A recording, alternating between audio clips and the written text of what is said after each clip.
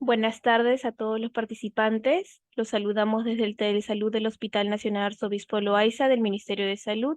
Bienvenidos a la telecapacitación Fibrosis Pulmonar Progresiva, Diagnóstico y Manejo, dirigida por nuestra ponente, la doctora María del Carmen Venero Cáceres, médico asistente del Servicio de Neumología y coordinadora del Comité Multidisciplinario de Enfermedades Pulmonares Intersticiales del Hospital Nacional Arzobispo Loaiza. Antes de iniciar, recordarle a todos los presentes que pueden realizar sus preguntas a través del chat de la plataforma de Zoom para ser respondidas al final de la ponencia. Bienvenida, estimada doctora Venero, es un honor tenerla con nosotros. Le doy el pase para el desarrollo del tema. Adelante, por favor. Muchas gracias por la invitación. Los temas de telemedicina veo que son de mucho provecho, no solo para los médicos que tenemos este tipo de enfermedades, sino también para el público en general. Les voy a intentar hacer un lenguaje con tal de que toda la población se vea involucrada en este tema. Vamos a hablar acerca de fibrosis pulmonar progresiva. Dentro del tema vamos a revisar primero lo que es una introducción a las enfermedades intersticiales, luego a qué definimos o a qué llamamos fibrosis pulmonar progresiva, su prevalencia, sus factores de riesgo, su diagnóstico y tratamiento. Empecemos con una breve introducción de lo que son las enfermedades pulmonares intersticiales difusas. Como ven en esta imagen, estos serían los alvéolos que se ven al microscopio, y entre los alvéolos hay una pared que los estaría dividiendo y es a lo que llamamos intersticio. Cuando este intersticio se ve alterado, sucede que hay una alteración o una inflamación o a veces engrosamiento del mismo. Ustedes saben que el oxígeno pasa a través de estos alvéolos y a través de esta membrana que está acá. Entonces, si esta se ve afectada, es por eso que los pacientes muchas veces podrían dificultar la respiración o tener disnea, que es el término médico para esta situación. Pero en las enfermedades intersticiales no solo está afectado el intersticio, como vemos acá, sino también muchas estructuras que están alrededor, como por ejemplo el alveolo. Algunas enfermedades también abarcan no solo esas regiones, sino también los bronquios, las vías aéreas, e incluso a veces también hay afectación de la vasculatura pulmonar que lo rodea. Es una enfermedad rara, se estima una prevalencia, es muy variable, pero más o menos podría estar entre 74 a 76 casos en 100.000 personas. Y dependiendo de la causa de la fibrosis, el curso puede ser variable, tanto la sintomatología como el pronóstico. Estos gráficos nos ayudarían a entender un poco más la fisiopatogenia de la enfermedad intersticial. Se dice que empieza una fase temprana, y para que inicie una enfermedad intersticial deberían haber algunos factores de riesgo, como por ejemplo tabaquismo, exposiciones ocupacionales, contaminación ambiental, microaspiración, infecciones virales. Son algunos de los factores en un paciente que generalmente es de edad avanzada y con predisposición genética, o a veces que tenga también cierto desarrollo de autoinmunidad, o en algunos casos, como por ejemplo un antígeno, me refiero, por ejemplo, proteínas de aves que causan una fibrosis en particular que se llama neumonitis por hipersensibilidad. Entonces, entendamos que frente a estas condiciones, ¿no?, genética, edad, factores ambientales, podría haber una reacción anómala e inflamatoria que podría condicionar hacia la cronicidad, formando, por ejemplo, granulomas que se ven en neumonitis por hipersensibilidad, o una inflamación crónica, como por ejemplo en una neumonía intersticial no específica. ¿Y qué pasa si la noxa o el estímulo que causó esta fibrosis persiste en el tiempo? Entonces ya podría desarrollarse la fase tardía. En esta fase tardía, los miofibroblastos se pueden transformar a fibroblastos, y estos en el camino a aumentar la producción de la matriz extracelular y producen un remodelamiento pulmonar que por consiguiente causaría hipoxia o baja de oxígeno, y eso es lo que conocemos, la fibrosis, dentro de las enfermedades intersticiales. No todas las enfermedades intersticiales terminan en este punto, ¿no? Pero ahora vamos a dedicar justo, el propósito de este tema es justo hablar un poco más de las formas fibróticas. Entonces, las enfermedades pulmonares intersticiales podrían virar desde una zona inflamatoria a una zona fibrótica. Por ejemplo, algunas enfermedades idiopáticas tienen más componente inflamatorio que fibrótico. Las enfermedades intersticiales asociadas a enfermedad de tejido conectivo, por ejemplo, artritis reumatoide, Sjögren, esclerosis sistémica, miopatías inflamatorias, entre otras, se dice que tendrían en su mecanismo inflamación más que fibrosis. Por supuesto, algunas de ellas se pueden presentar como forma fibrótica. Y así van viendo ejemplos de las enfermedades intersticiales difusas, y el prototipo de las fibróticas sería la fibrosis pulmonar idiopática, que es otra forma de presentación de las enfermedades intersticiales, y como ven, casi la forma de presentación en su totalidad es fibrótica para este tipo de fibrosis pulmonar idiopática. La neumonitis por hipersensibilidad crónica podría tener compromiso tanto inflamatorio como fibrótico. Y así como ven, muchas de las enfermedades intersticiales comparten ese mecanismo, tanto inflamatorio como fibrótico. Si yo tuviera que dar un ejemplo de algo que es netamente fibrótico, sería de la fibrosis pulmonar idiopática. En cambio, el resto de enfermedades comparten en diferentes proporciones inflamación y fibrosis. Este es un gráfico que creo que también nos puede más o menos orientar a ver qué tipo de enfermedades intersticiales hay. Están las idiopáticas, y dentro de ellas, la más frecuente, la fibrosis pulmonar idiopática, están las enfermedades asociadas a autoinmunes, ¿no? Enfermedad de tejido conectivo, y hay unos ejemplos: artritis reumatoide, Sjögren, esclerosis, lupus, polimiositis, enfermedad mixta de tejido conectivo, entre otros. La neumonitis por hipersensibilidad, que sería otro tipo de enfermedad intersticial, que generalmente resulta de la exposición a un antígeno. Los más reconocidos son antígenos de hongos y antígenos, por ejemplo, encontrados en las aves. Y otras enfermedades más raras, por ejemplo, sarcoidosis o linfangioleiomyomatosis, que son mucho más raras. ¿Cuáles son las que más frecuente vemos en nuestra región? Vemos neumonitis por hipersensibilidad, las asociadas a enfermedad de tejido conectivo, y quizás en menos porcentaje, pero también una de las más frecuentes, fibrosis pulmonar idiopática.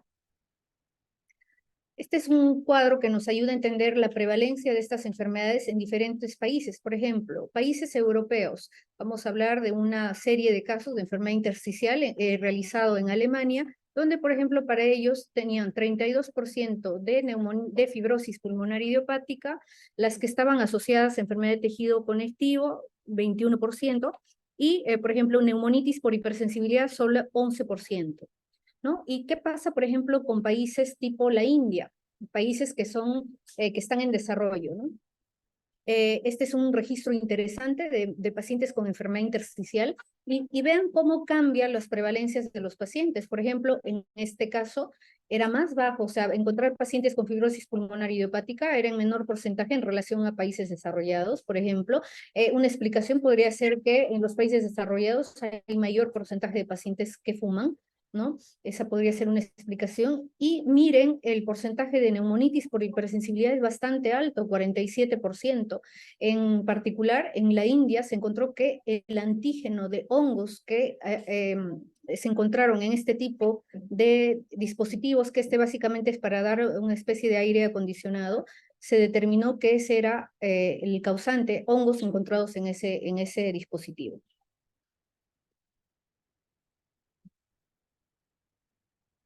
¿Qué pasa con países parecidos al nuestro, en Latinoamérica, por ejemplo? En Latinoamérica, ¿qué encontraron? En Latinoamérica encontraron diferentes enfermedades intersticiales, y los porcentajes también variaban un poco. Por ejemplo, 24% para neumonitis por hipersensibilidad, 24% para enfermedad de tejido conectivo, y fibrosis pulmonar o las idiopáticas, por ejemplo, en un 5, acá está, fibrosis pulmonar idiopática en un 8.9%. Miren cómo nos diferenciamos en el tipo de fibrosis que encontramos en cada región, ¿no? Este es un ejemplo en Brasil.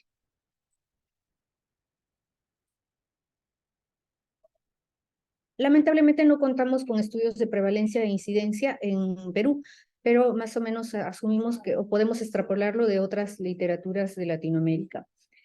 ¿Cómo es la historia natural de la fibrosis pulmonar idiopática? Recuerden que son los casos de fibrosis de causa no determinada, y estos pueden evolucionar de diferentes maneras. Algunos van a ser de progresión lenta, otros van a tener en medio de la progresión algunas exacerbaciones y otros pueden tener una progresión acelerada. ¿Qué paciente sigue un camino? Eso no se sabe, ¿no? No se sabe cómo se va a comportar la fibrosis pulmonar idiopática. La media de supervivencia tras el diagnóstico es aproximadamente 5 años. Pero recuerden, solo para la fibrosis pulmonar idiopática, no para el otro tipo de fibrosis. El curso natural de la función pulmonar en fibrosis pulmonar. Se dice que más o menos los sujetos sanos, mayores de 60 años, podrían perder más o menos 35 mililitros por año. Pero ¿qué pasa con un paciente con fibrosis pulmonar idiopática? Podría perder hasta 200 mililitros de capacidad vital forzada, valorados por una espirometría en un año. Entonces, miren la caída de la capacidad funcional de los pacientes cuando tienen una fibrosis pulmonar idiopática. Con el advenimiento de nuevas terapias, en este caso de los antifibróticos, observen, miren, a partir de los antifibróticos han sido estudiados desde los años 90, pero más o menos este es un registro que parte desde 2009, y cómo va aumentando el uso de los antifibróticos en esta enfermedad, ¿no? Y por lo tanto ya se han podido hacer estudios de sobrevivencia luego del uso, y se ve que los pacientes que se benefician del uso de antifibróticos tienen mejor sobrevida que aquellos que no usan ningún antifibrótico. Recordemos nuevamente, esto es para casos de fibrosis pulmonar idiopática. Si hablamos de los otros tipos de fibrosis que no son fibrosis pulmonar idiopática, esas también pueden tener distinto curso, ¿no? Algunas enfermedades intersticiales pueden tener un curso reversible y autolimitado. Por ejemplo, la enfermedad intersticial relacionada a bronquiolitis respiratoria, una muy común que se asocia a tabaquismo. Entonces, en este caso, el tratamiento es remover la causa, es decir, que el paciente deje de fumar. Y monitorizando 3 a 6 meses podría ser suficiente para que el paciente resuelva esta enfermedad intersticial. Hay otras enfermedades que se estabilizan, pero quedan con algunas secuelas, ¿no? Con una enfermedad residual. Por ejemplo, una neumonía intersticial no específica, en la cual algunas se benefician de terapia inmunosupresora y el paciente podría estabilizarse por mucho tiempo, a veces con terapia o a veces el tiempo de la terapia podría variar según el caso, ¿no? Pero básicamente estos pacientes podrían quedar con con enfermedad intersticial, pero estable. Y hay otras formas, por ejemplo, progresiva irreversible con potencial de estabilización, o la progresiva irreversible. Un ejemplo muy claro de una enfermedad fibrótica que solo progresa y no la podemos revertir sería la fibrosis pulmonar idiopática. Pero en el resto de pronósticos o de formas de progresión estarían los otros tipos de fibrosis, ¿no? Entonces, por ejemplo, este gráfico nos muestra pacientes con fibrosis pulmonar idiopática, que sería la línea gris. Como ven, y pacientes que tienen otras formas de fibrosis que no son fibrosis pulmonar idiopática, pero que tienen forma progresiva, que tienen un tipo progresivo, y como ven, el pronóstico se parece mucho al de la fibrosis pulmonar idiopática, y aquellos pacientes, que sería la línea azul, que tienen enfermedad intersticial, pero no de la forma progresiva. Y miren, tienen un mejor pronóstico que los otros grupos. Como ven, aquellas fibrosis que tienen una forma progresiva, que ahorita vamos a ver a qué llamamos, o la definición de este tipo de fibrosis, vamos a ver que tienen un pronóstico muy parecido a la fibrosis pulmonar idiopática, ¿no? Entonces, esos son grupos de pacientes sin tratamiento, ¿no? Y como ven, se parecen mucho a ellos en cuanto a pronóstico. Entonces, estoy hablando de fibrosis que progresan. Ya conocemos que la fibrosis pulmonar idiopática de todas maneras va a progresar, pero con respecto a los otros tipos de fibrosis, ¿cómo sabemos si están progresando o no? Y esta es la definición. Una fibrosis pulmonar progresiva en un enfermo tendría que ser aquel que tenga una enfermedad intersticial diferente a fibrosis pulmonar idiopática, que tenga signos radiológicos de fibrosis, que por ejemplo son panalización, bronquiectasis de tracción, engrosamiento reticular, que tengan causa o no, y que en el último año al menos cumplieron 2 de los siguientes criterios. que tengan exacerbación de los síntomas pulmonares, tos, disnea, etcétera, empeoramiento de los parámetros de función pulmonar, es decir, una disminución del valor absoluto del flujo expiratorio, del volumen de flujo expiratorio en el primer segundo mayor a 5, perdón, acá esto es capacidad vital forzada, mayor a 5%, una caída del 5%, y una disminución del DLCO, que es la capacidad de difusión de monóxido de carbono, en más del 10%. Y signos de progresión en la tomografía, que sería aumento o extensión de la gravedad de bronquiectasias, nuevas lesiones en vidrio esmerilado con bronquiectasias o bronquiolectasias por tracción, aparición de nuevas zonas de reticulación que antes no habían, aumento de la extensión o densidad de zonas de reticulación, aumento de las lesiones de panalización y disminución del volumen pulmonar. Entonces, tenemos que juntar dos de estos criterios en un año para definir si la fibrosis está progresando o no. Nuevamente, acá no están incluidos los pacientes con fibrosis pulmonar idiopática.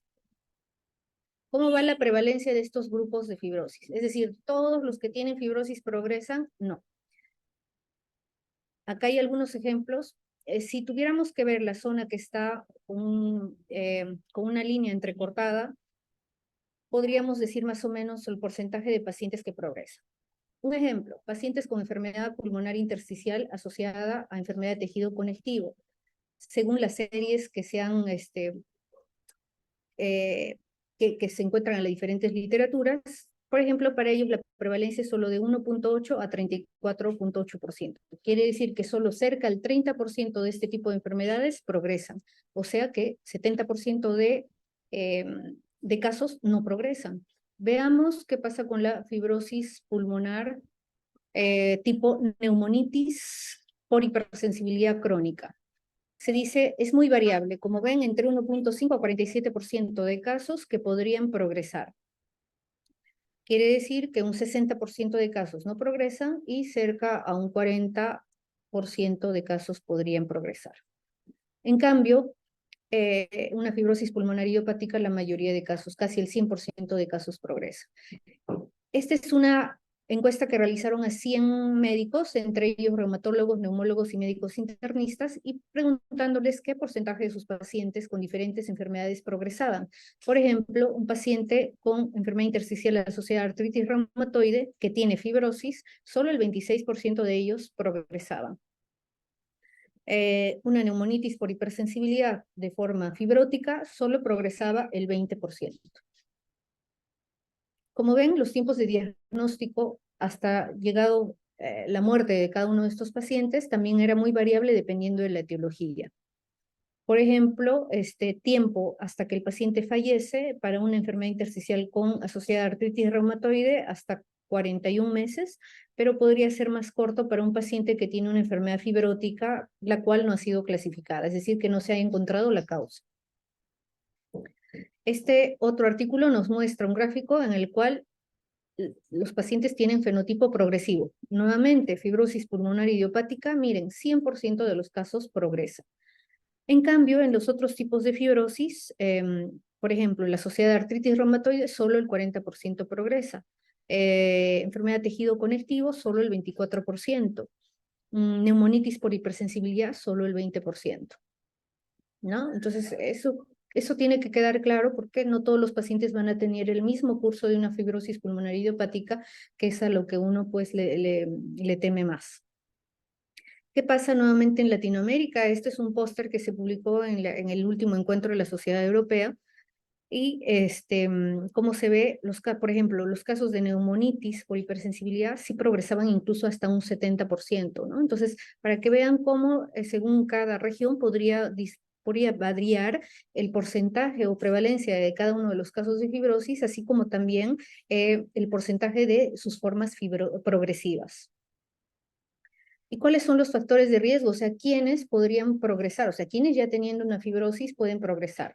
Algunos factores de riesgo generales podrían ser, por ejemplo, el hecho de encontrar un patrón de neumonía intersticial usual que se valora por tomografía. Más adelante les voy a mostrar un gráfico de cómo se ve una neumonía intersticial usual. El hecho de encontrar bronquiectasias de tracción extensas, que también es un hallazgo tomográfico. Progresión rápida de la enfermedad, no regresión o estabilización de la enfermedad con terapia inicial.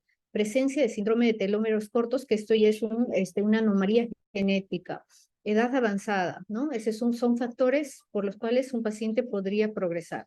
Otros factores de riesgo específicos, por ejemplo, en los pacientes que tienen fibrosis por esclerosis sistémica, el hecho de tener edad avanzada, curso corto de la esclerosis, la raza afroamericana o, por ejemplo, comorbilidades como reflujo gastroesofágico se ha visto asociada a formas progresivas de la fibrosis. En artritis reumatoide, el hecho de fumar o tener una enfermedad intersticial extensa en la tomografía también son signos que nos podrían indicar que va a ser una forma progresiva de la enfermedad. Si fuera una neumonitis por hipersensibilidad, el hecho de que no identifiquemos el antígeno también sería un factor de riesgo para progresión de enfermedad, así como la edad avanzada.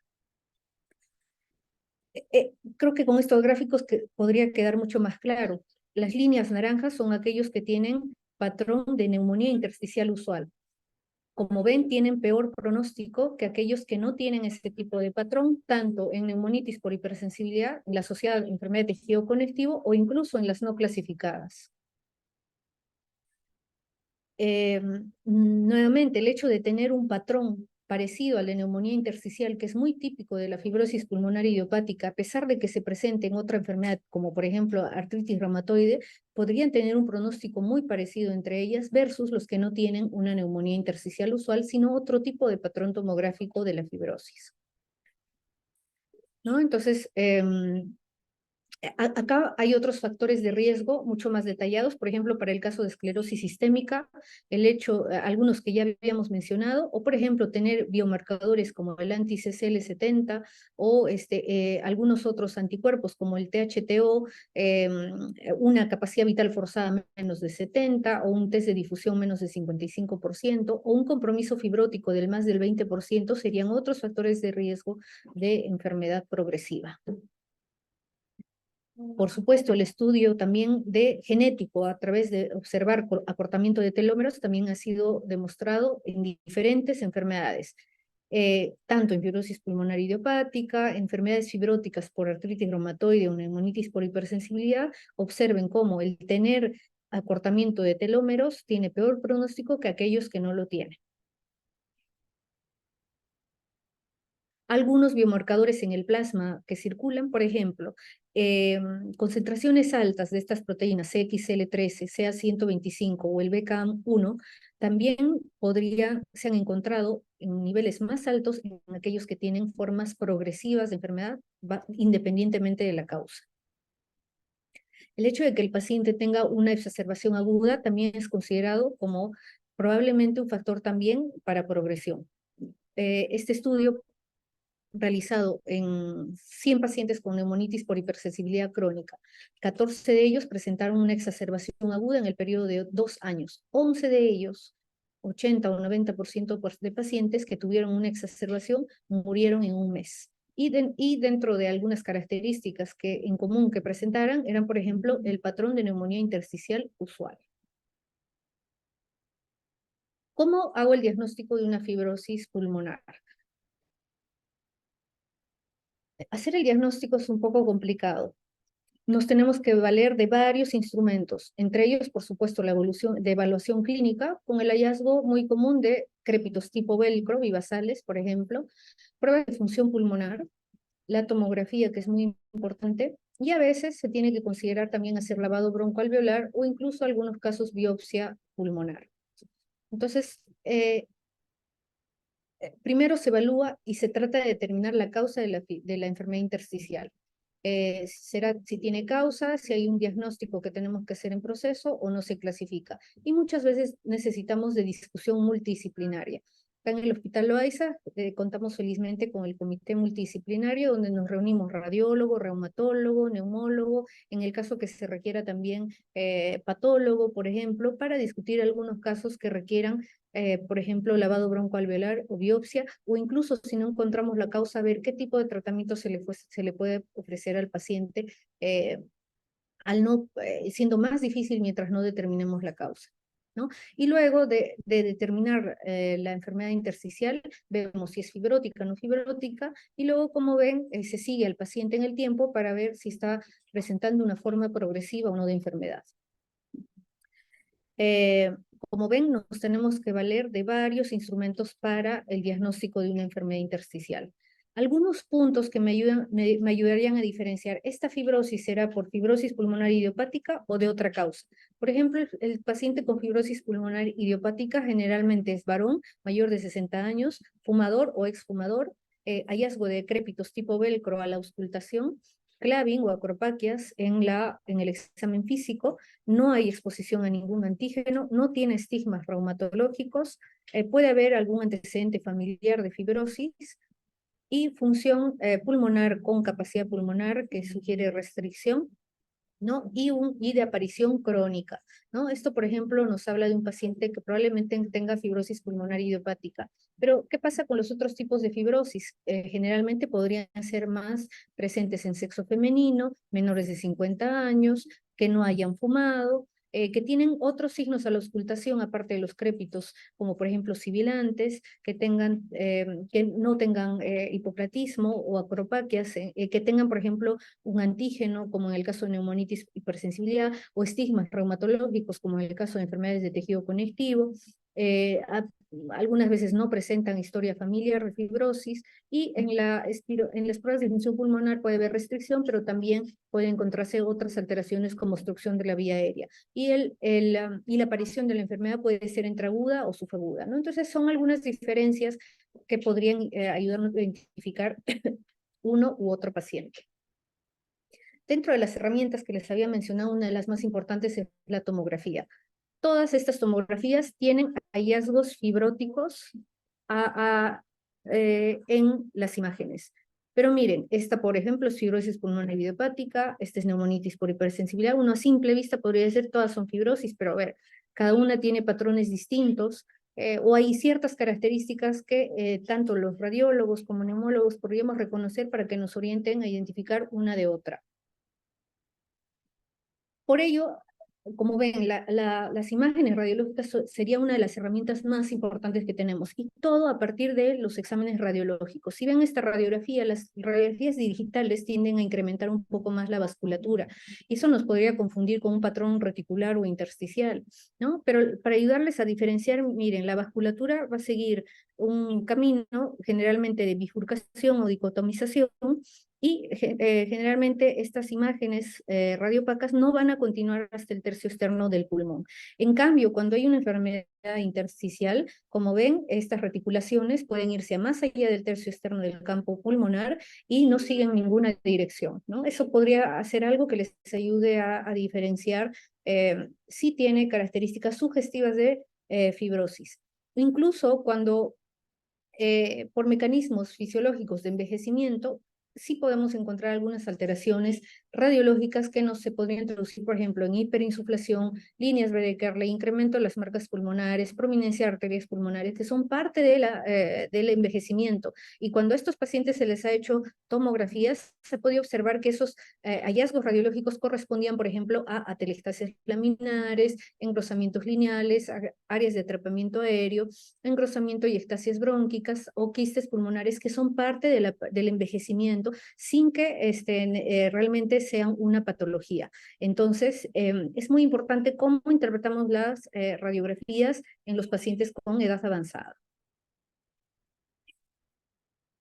Esta sí corresponde a una enfermedad intersticial fibrótica tipo neumonía intersticial usual, que es la que les estaba comentando, que sería el patrón que tiene peor pronóstico, ¿no? ¿Cómo veo si es típica de neumonía intersticial usual? Primero que generalmente tiene que tener una predominancia subpleural, basal, anormalidades reticulares, panalización o bronquiectasis con o sin bronquiectasis de tracción, y que no haya otras características como por ejemplo mucho vidrio esmerilado o nódulos o muchos quistes aéreos, etcétera, ¿no? Entonces, esta por ejemplo es el patrón típico de una fibrosis pulmonar idiopática, pero no es exclusivo de esta entidad. Hay algunos pacientes, como por ejemplo una artritis reumatoide, que también podría presentar el patrón de neumonía intersticial usual. Entonces, si ven este patrón, recordemos que no solo fibrosis pulmonar idiopática tiene que ser no solo se tiene que pensar en FPI, sino también en otros tipos de enfermedad fibrótica con un patrón parecido. Entonces, para el diagnóstico habíamos partido de la tomografía y ahora vamos a los exámenes de función pulmonar. Entonces, la función pulmonar nos sirve para ver al paciente, o sea, cómo empezamos, cómo está empezando, cuánto de su capacidad vital forzada está afectada por la fibrosis o por la enfermedad intersticial, y se hace un seguimiento en el tiempo. Y como ven, por ejemplo, la caída de esta capacidad vital forzada es diferente dependiendo de la etiología. Esta línea roja correspondería a pacientes con enfermedad intersticial por enfermedad de tejido conectivo y tendrían un mejor pronóstico que, por ejemplo, los pacientes que tienen neumonitis por hipersensibilidad crónica, que tienen una caída de la capacidad vital mucho más rápida que los que tienen enfermedad de tejido conectivo. Entonces, como ven, es diferente, por eso el manejo también en este tipo de pacientes. Y de entre todas las pruebas, este gráfico nos ayudaría a entender más o menos que el uso de una espirometría para valorar capacidad vital forzada, y si esta ya tiene una alteración solo del 5%, que recuerden era uno de los criterios para ver progresión, es la que nos avisaría más precozmente si esta enfermedad está progresando o no, mucho más que el uso de una tomografía que nos avisaría la progresión, pero menos precozmente, ¿no? Entonces, la espirometría no solo me sirve de seguimiento, sino también para valorar si el paciente está progresando o no. Una vez que hemos diagnosticado este tipo de fibrosis, vamos por el tratamiento. El tratamiento es muy variable y se puede determinar para diferentes blancos terapéuticos. Por ejemplo, se están estudiando, bueno, ahora les voy a comentar un poco más, las pentraxinas que actuarían a este nivel, más a nivel de macrófagos, por ejemplo. Si queremos medicamentos que actúen más en los mecanismos de senescencia de las células tipo 2, por ejemplo, ahí estaría esta droga, el BG00011, por ejemplo, ¿no? Que sobre todo actuarían sobre la activación del factor de crecimiento transformante beta. Y si queremos que actúen sobre los fibroblastos, ahí estaría, por ejemplo, el nintedanib, que es una droga que va a inhibir a la tirosinquinasa, que esto por su lado tendría que inhibir diferentes factores de crecimiento, ya sea endotelial, el transformante beta, etcétera, que están implicados en el desarrollo de la fibrosis. Hay otras drogas que tienen múltiples mecanismos, como por ejemplo la pirfenidona.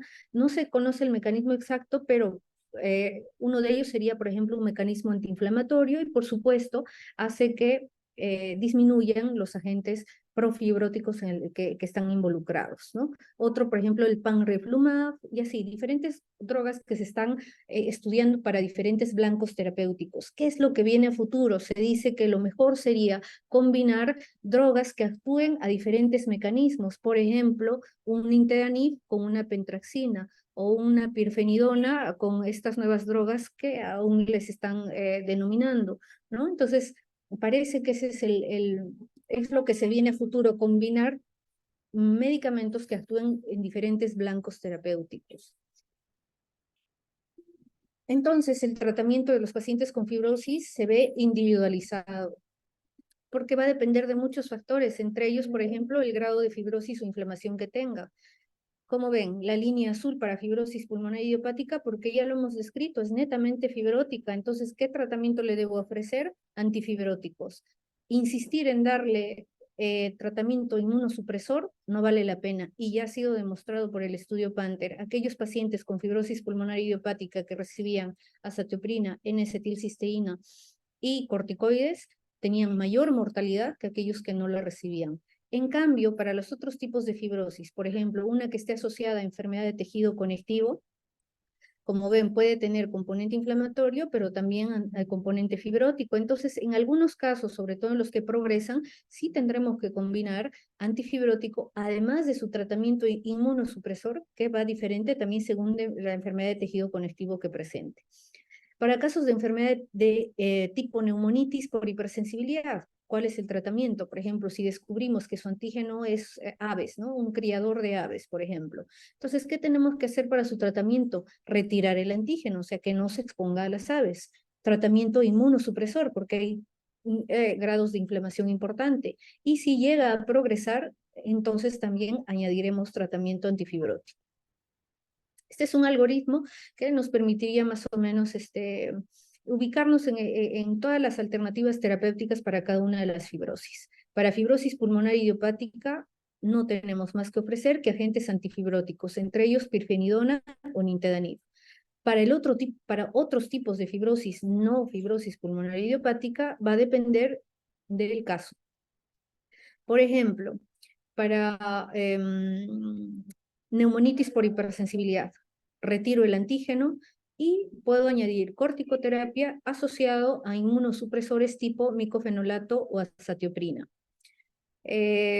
Por ejemplo, si es una enfermedad de tejido conectivo o enfermedad intersticial asociada a artritis reumatoide, puedo tener mis drogas modificadoras de la enfermedad como metotrexate, y en algunos casos que no evolucionan bien frente a esas de primera línea, podría pensar en otras como rituximab, abatacept, micofenolato, etc. Va a depender mucho de la enfermedad. Ahora, enfermedad de intersticial asociada a esclerosis sistémica. Por ejemplo, de primera línea está descrito ciclofosfamida, micofenolato, y si el paciente fracasara estos tratamientos, tenemos otras alternativas como rituximab, tocilizumab, ¿no? Entonces, que se podrían considerar dependiendo del caso.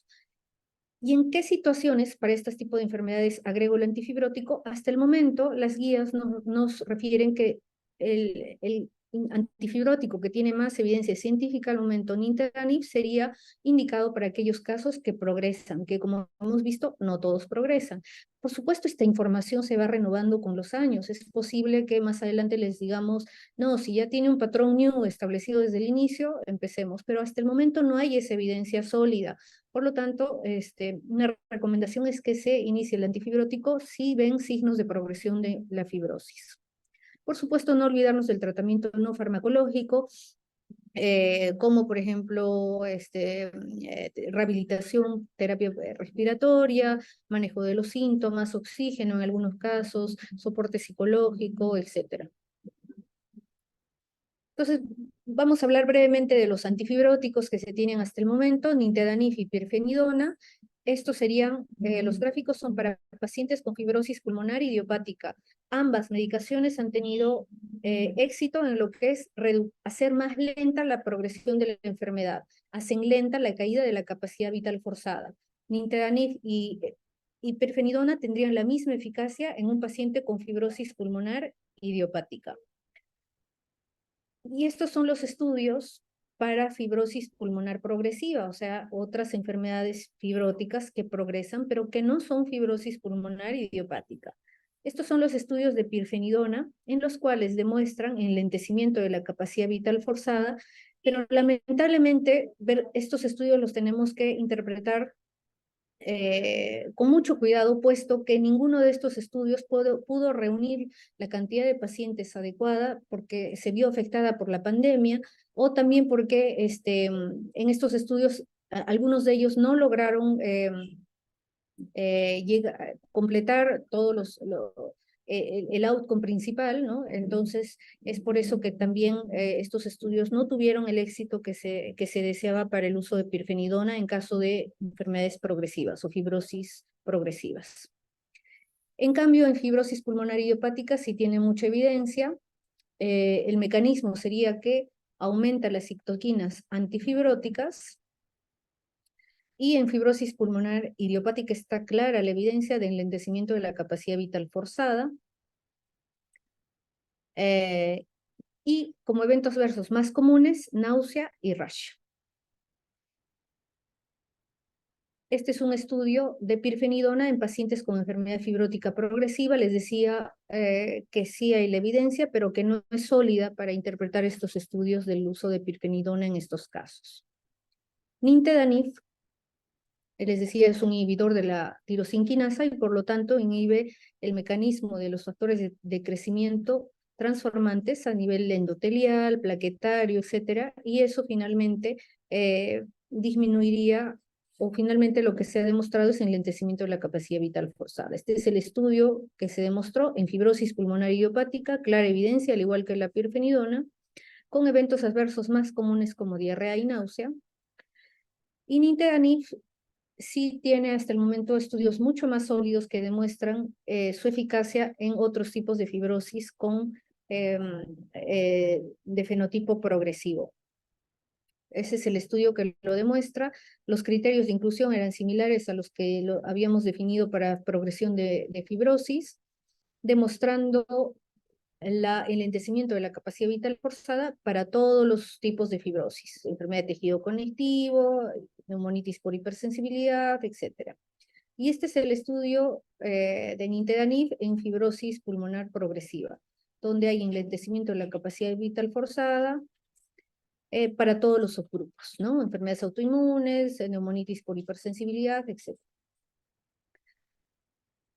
Entonces, en conclusión, con respecto a los antifibróticos, evidencia clara en fibrosis pulmonar idiopática y evidencia más sólida para nintedanib en los casos de enfermedad progresiva y con estudios que lamentablemente no pudieron ser muy concluyentes para el caso de pirfenidona.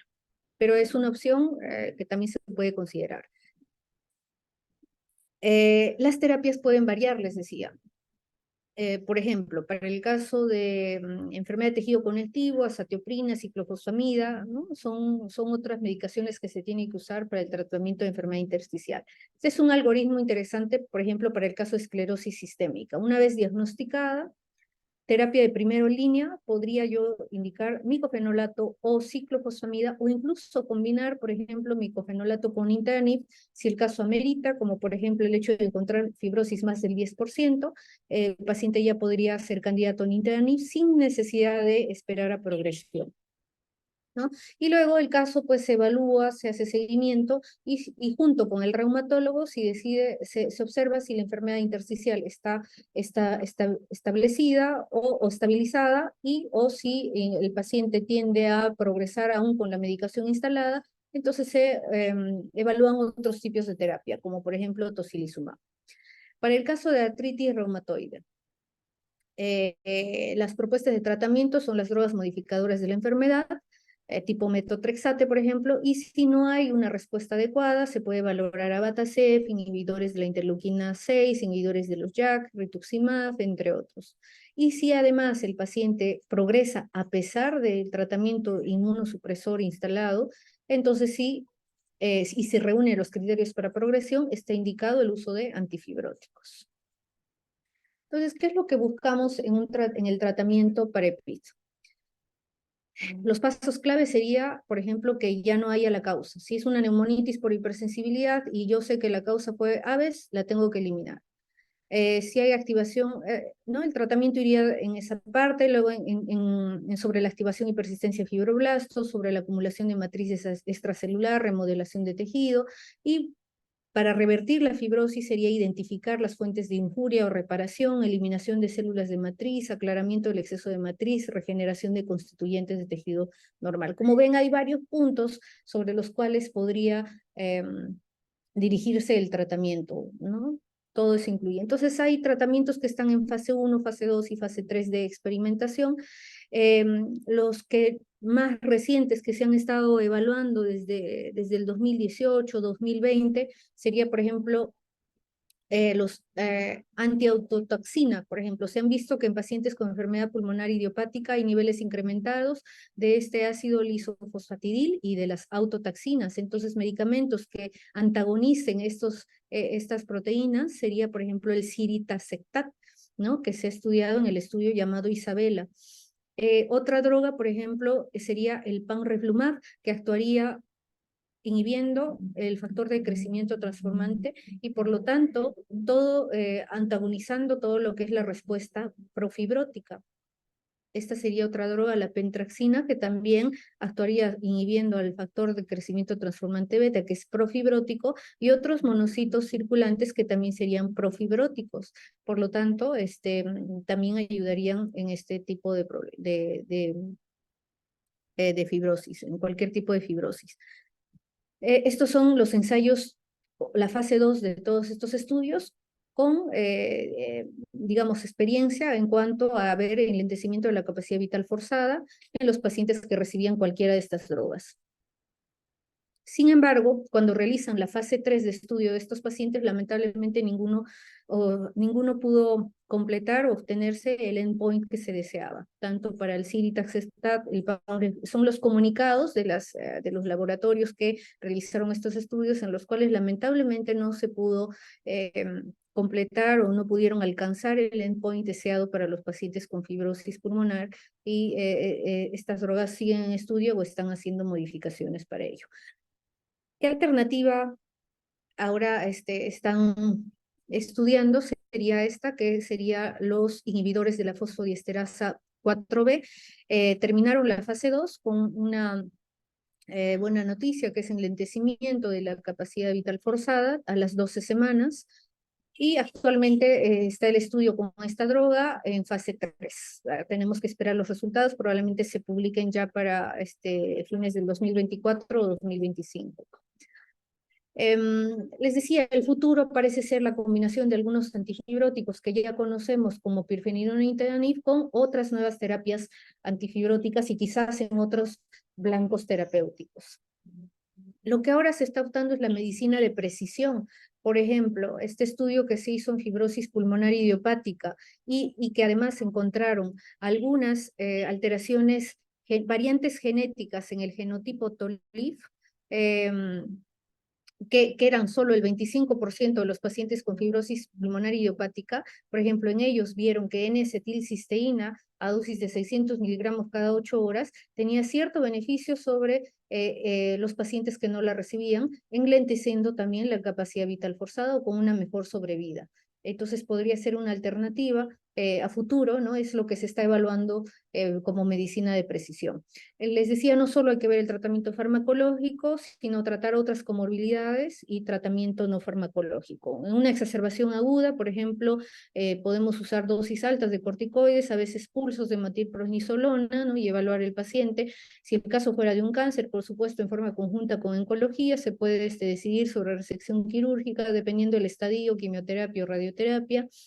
Si el caso además hubiera una hipertensión pulmonar, hasta el momento el uso de teprostinil inhalado se ha demostrado como mejoría de la capacidad en el ejercicio.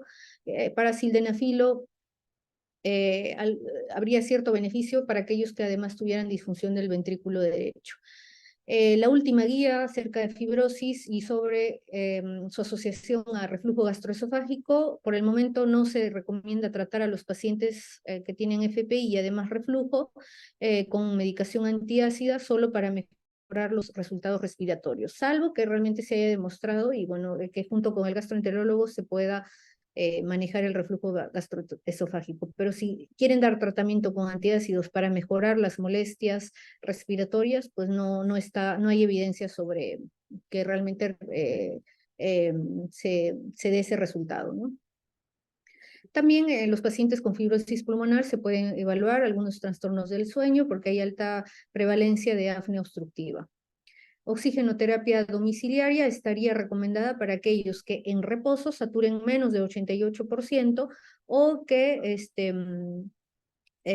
o de su desaturación importante con pruebas como por ejemplo el test de caminata. Trasplante pulmonar sería el único tratamiento hasta ahora para fibrosis pulmonar. Es el único tratamiento definitivo hasta el momento, ¿no?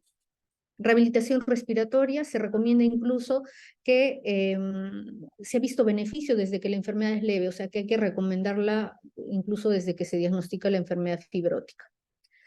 Cuidados paliativos para, por ejemplo, control de la tos. Recordemos que la tos puede tener diferentes mecanismos. Por ejemplo, puede haber por reflujo gastroesofágico, no sé, un goteo postnasal. Entonces, al paciente con fibrosis hay que establecer primero que no tenga otro factor más que involucre la tos. Y si descartamos todos ellos, pues los tratamientos que nos quedan para manejo de tos en fibrosis, entre otros habría codeína, también se está evaluando gabapentina, algunos opiáceos, talidomida, ¿no? Y también en bajas dosis de morfina para manejo de la tos y la disnea. Pero les decía, primero hay que descartar otras causas, por ejemplo, disnea, ¿no?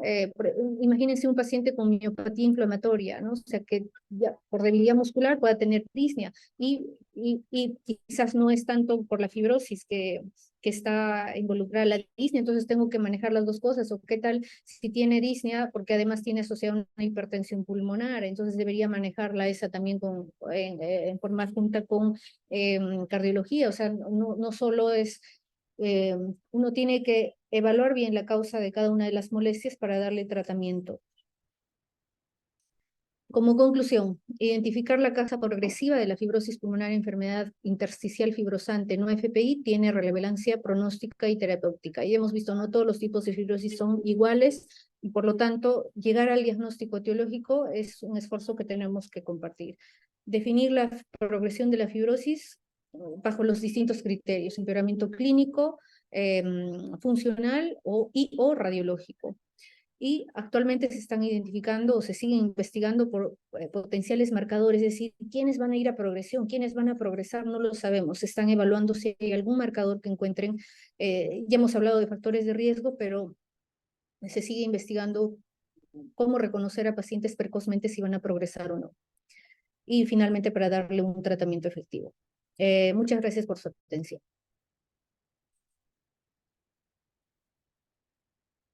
Muchísimas gracias y felicitaciones, doctora Venero. Su ponencia se ha desarrollado de forma clara.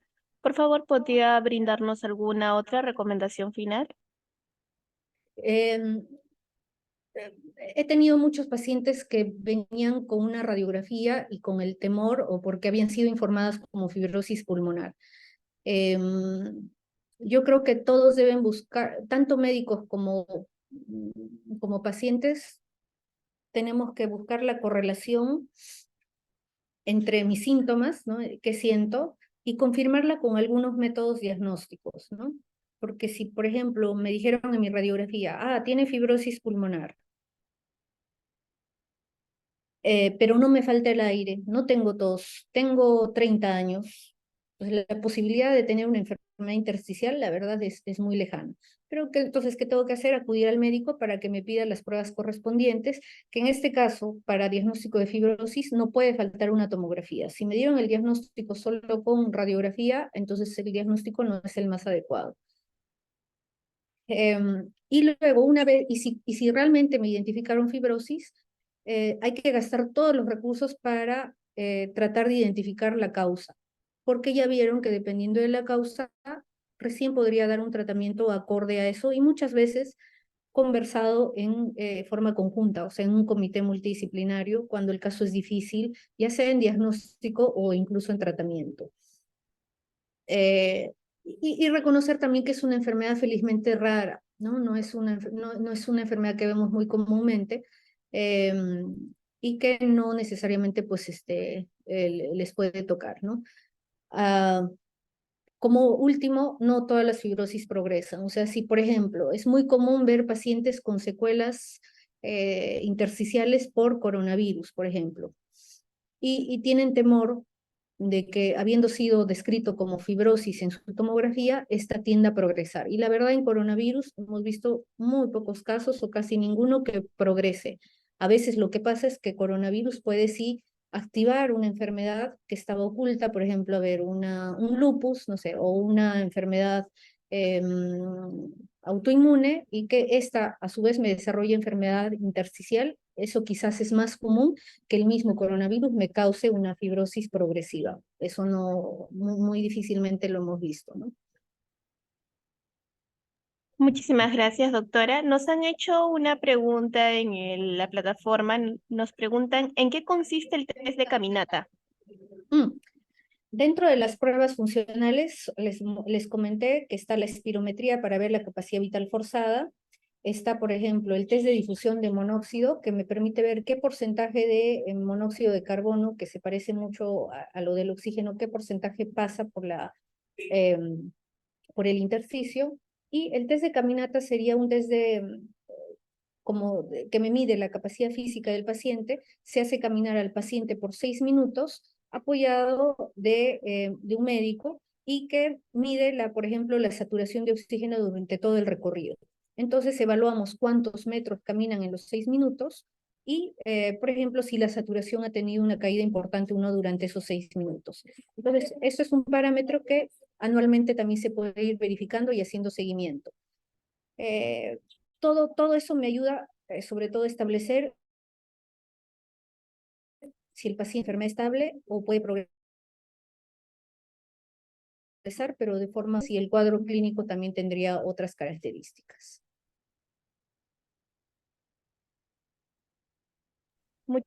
Muchísimas gracias nuevamente, doctora, y felicitarla y agradecer a todos los participantes que se conectaron y los invitamos a suscribirse a nuestro canal de YouTube. Nos pueden encontrar como Hospital Nacional Arzobispo Loaiza. Ahí podrán ver nuevamente las telecapacitaciones y TeleIESER. De igual manera, pueden escribirnos en los comentarios otros temas de interés que les gustaría que se tocaran próximamente. Y con nosotros sería hasta una próxima telecapacitación. Muchísimas gracias, doctora. Ha sido un honor tenerla con nosotros el día de hoy.